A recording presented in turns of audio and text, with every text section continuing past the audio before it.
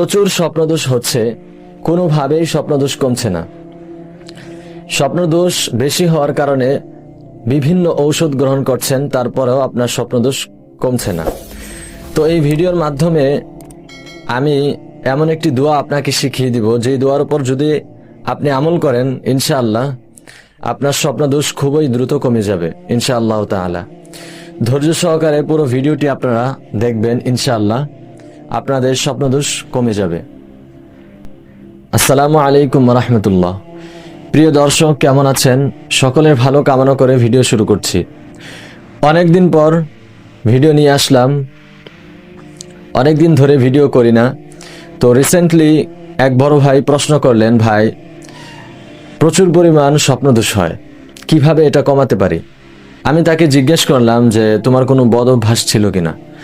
সে বলল ছিল কিছুদিন, এরপর থেকে আমি সেই বদ অভ্যাস ছেড়ে দিয়েছি, তারপরেও হয়। তো আমি তাকে জিজ্ঞেস করেছিলাম যে স্বপ্ন দেখার মাধ্যমে হয় নাকি স্বপ্ন না দেখার মাধ্যমে হয়।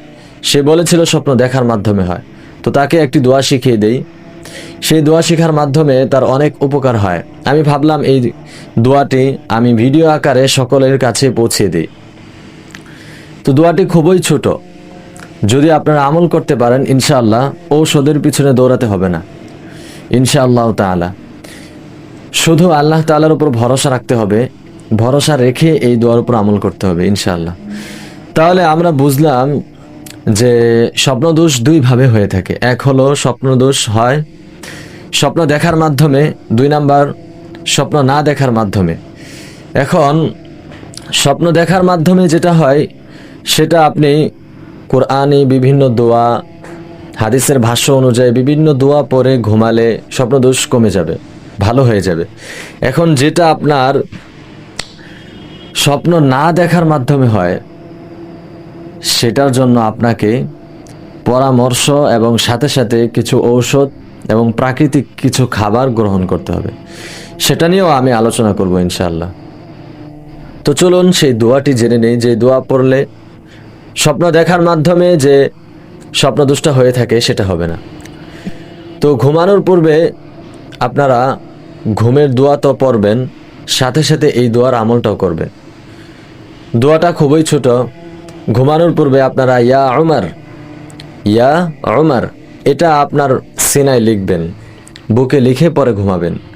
ইয়া উমার, এখান থেকে ইয়া, এরপর আইন, এরপরে মিম, এরপর র, এগুলো লিখে এরপর ঘুমাবেন ইনশাআল্লাহ। স্বপ্ন দেখার মাধ্যমে আপনার যে স্বপ্নদোষটা হয় এটা কমে যাবে। আর আরও একটি পরীক্ষিত দোয়া আপনাদেরকে শিখিয়ে দেই, সেটা হলো 3 কুল পরে ঘুমাবেন। 3 কুল মানে সূরা ইখলাস মানে হচ্ছে কুল হুয়াল্লাহু আহাদ, সূরা ফালাক মানে কুল আউযু বিরাব্বিল ফালাক, আর সূরা নাস কুল আউযু বিরাব্বিন নাস। এই 3 সূরা পরে সারা শরীরে ফু দিবেন। কিভাবে সারা শরীরে ফু দিবেন? হাতে ফু দিয়ে সারা শরীরে আপনারা একটু ম্যাসাজ করে দিবেন। তাহলে হবে কি, আপনার স্বপ্নদোষ কমে যাবে। সাথে সাথে আপনারা যদি কোনো জিন ভূতের আক্রমণে আক্রান্ত থাকেন, তাহলে এই 3 কুল পড়ার মাধ্যমে আপনাদের এটাও কমে যাবে। তাহলে ফায়দা অনেক। এক হলো স্বপ্নদোষ থেকে পরিত্রাণ পাওয়া, 2 নাম্বার আপনি ঘুমিয়েছেন, ঘুমের মাধ্যমে অনেক সময় অনেক ক্ষতি হয়, অনেকের জিন ভূত অনেক ক্ষতি করে থাকে, সেটাও আপনার কমে যাবে ইনশাআল্লাহ তাআলা। তাহলে এই দোয়াটা খুবই গুরুত্বপূর্ণ। আরও একটি দোয়া আছে, আশরাফ আলী থানভী রহমতুল্লাহি আলাইহি তার কিতাবের মধ্যে নিয়ে এসেছেন। দোয়াটি অনেক লম্বা, তো সেই দোয়াটি লম্বা হলেও তাবিজ আকারে অনেকে তাবিজ রেখে দেয় সাথে, সেটা অনেক পরীক্ষিত। যদি আপনারা চান তাহলে সেই বিষয় নিয়ে আমি আলোচনা করব অন্য কোনো ভিডিওতে। আপনারা কমেন্ট করে জানাবেন যে ভাই আশরাফ আলী থানভী রহমতুল্লাহি আলাইহি যে দোয়াটি বলে দিয়েছেন সেই দোয়াটি আমার প্রয়োজন আছে, তাহলে আপনাকে আমি বলে দিব। তো স্বপ্ন দেখার মাধ্যমে যে স্বপ্নদোষটা হয় সেটার জন্য ইয়া উমার আর 3 কুল, এই 2টা আমল করে ঘুমাবেন ইনশাআল্লাহ। তাহলে স্বপ্নদোষ তো কমে যাবে, সাথে সাথে জিন ভূতের আসর থাকলে সেটাও কমে যাবে, জাদুর প্রক্রিয়া থাকলে সেটাও কেটে যাবে ইনশাআল্লাহ তাআলা। এখন স্বপ্ন না দেখার মাধ্যমে যাদের স্বপ্নদোষ হয় তারা বেশি বেশি প্রাকৃতিক খাবার বাদাম খাবেন, বাদাম বেশি বেশি খাবেন।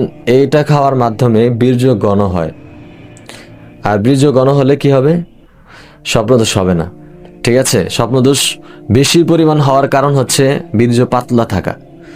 ঠিক আছে, তাহলে আপনারা যদি বাদাম বেশি বেশি খান তাহলে এটা কমে যাবে। আর ঔষধ আছে, যদি ঔষধটা চান তাহলে আপনারা, আমি আমার নাম্বার দিয়ে দিব, হোয়াটসঅ্যাপ নাম্বার দিয়ে দিব, এটাতে আমার সাথে যোগাযোগ করতে পারেন। আপনাদেরকে আমি কুরিয়ারের মাধ্যমে ঔষধ পৌঁছে দিব, প্রাকৃতিক ঔষধ। তো আজকের এই ভিডিওতে আমি আলোচনা করলাম যে স্বপ্নদোষ কিভাবে কমবে। যদি ভিডিওটি বুঝে না থাকেন তাহলে কমেন্টে জানিয়ে যাবেন, বুঝে থাকলেও কমেন্টে জানিয়ে যাবেন। আর আপনাদের কোনো বিষয়ে যদি দোয়া লাগে তাহলে সেটা আপনারা কমেন্টে জানিয়ে যাবেন। ইনশাল্লাহ পরের কোনো ভিডিওতে আমি সেই দোয়াটা নিয়ে আসব। তো সকলের ভালো কামনা করে ভিডিও শেষ করছি। আল্লাহ হাফেজ।